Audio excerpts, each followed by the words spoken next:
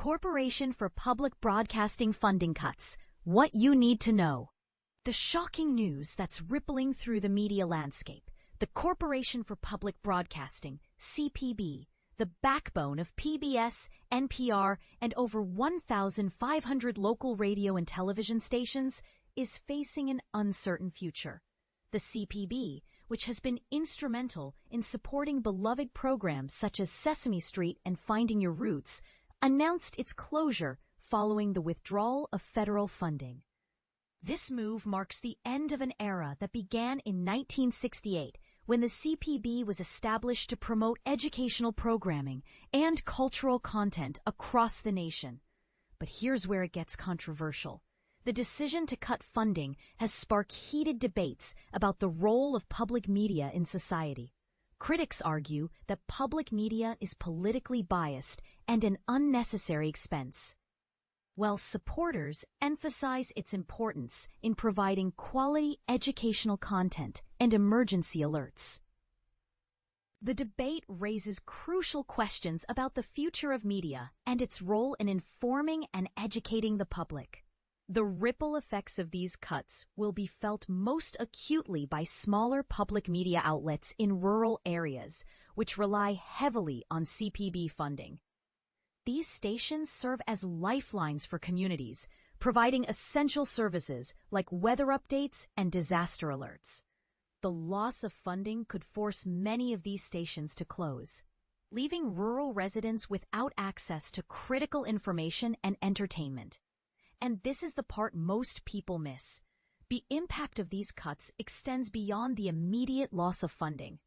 Programs like Sesame Street, which has been a staple of children's education since 1969, will face challenges in maintaining their quality and reach. The show, which has educated generations of children through its lovable characters like Big Bird and Elmo, might struggle to find alternative sources of funding. Similarly, Finding Your Roots, a popular genealogy series hosted by Harvard professor Henry Louis Gates Jr., may also suffer. The show has helped celebrities and everyday people trace their family histories, revealing fascinating connections and stories. The controversy surrounding these funding cuts highlights the ongoing debate about the role of public media in a rapidly changing media landscape. While some argue that public media is outdated and inefficient, others see it as a vital resource for promoting education, culture, and community engagement. As the debate continues, it's clear that the future of public media hangs in the balance. So, what do you think? Is cutting funding for public media a necessary step towards fiscal responsibility? Or is it a short-sighted move that undermines the value of public broadcasting? Share your thoughts in the comments below. The end of CPB. What Trump's funding cuts mean for public broadcasting. Public broadcasting in the United States faces an uncertain future as the Corporation for Public Broadcasting, CPB, prepares to shut down, following a decisive move by the Trump administration to cancel its federal funding. This development marks a significant turning point in the landscape of non-commercial media, sparking debates about government support, media independence, and the future of local broadcasting networks. But here's where it gets controversial. Some view this as a necessary step to combat perceived liberal bias, while others see it as a dangerous blow to public education and community engagement. The announcement came just over a week after President Donald Trump signed a rescissions bill that retracted nearly $9 billion in federal funds previously approved by Congress. Out of this amount, $1.1 billion was designated specifically for CPB over the next 2 years. Despite the fact that millions of Americans voiced their support, calling, writing, and petitioning to preserve the funding, the reality is that the funds have now been officially cut, and the organization is preparing to wind down operations. CPB's leadership, including President and CEO Patricia Harrison, expressed disappointment but emphasized their commitment to transparent transition planning. According to her statement, efforts are underway to help local stations adapt to this sudden loss of federal backing. However, Harrison also warned that some stations, particularly in remote or rural regions, areas that rely heavily on federal support, may have no choice but to shut down entirely if alternative sources of funding are not found. While larger stations often benefit from diverse revenue streams like viewer and listener donations, the concern remains that the fabric of public media, its interconnected system, will suffer long-term damage without federal backing. Catherine Maher, CEO of NPR, highlighted this in her statement, warning that the ripple effects will be felt across every public media organization and in every community that depends on these resources.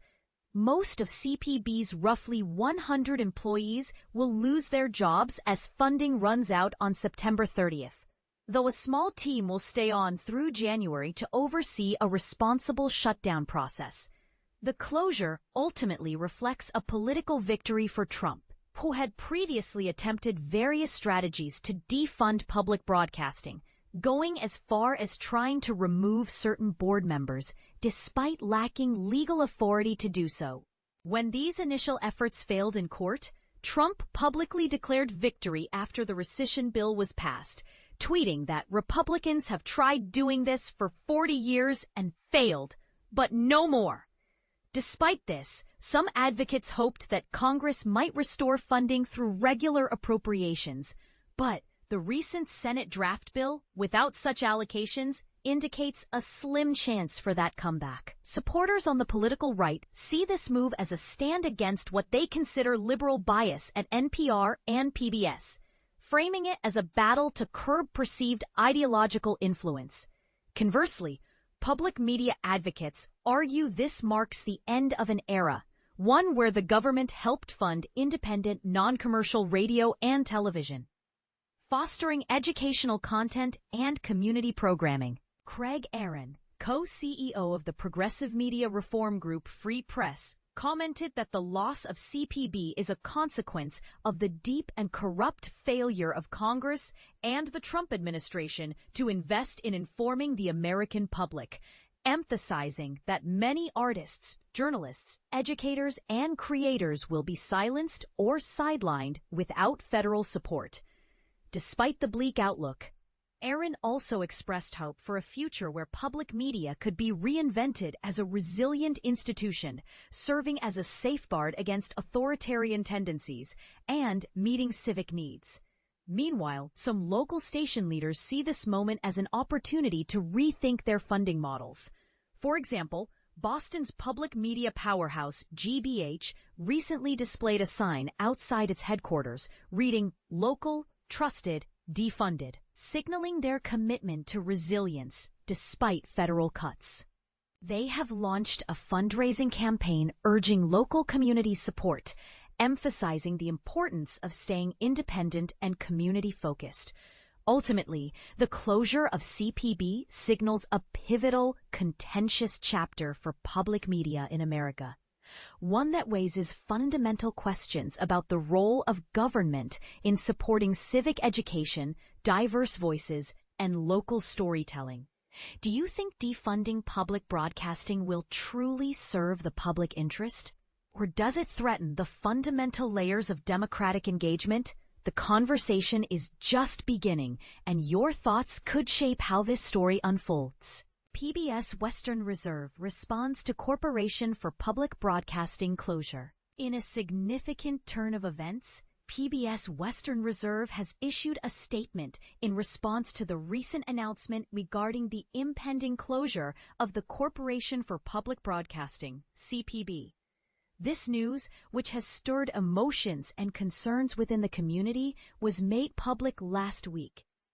The Kent-based television station expressed that at this moment, they are not aware of any further repercussions stemming from this closure. While the officials at PBS Western Reserve conveyed their disappointment over the CPB's decision to shut down, they also indicated that this outcome was anticipated.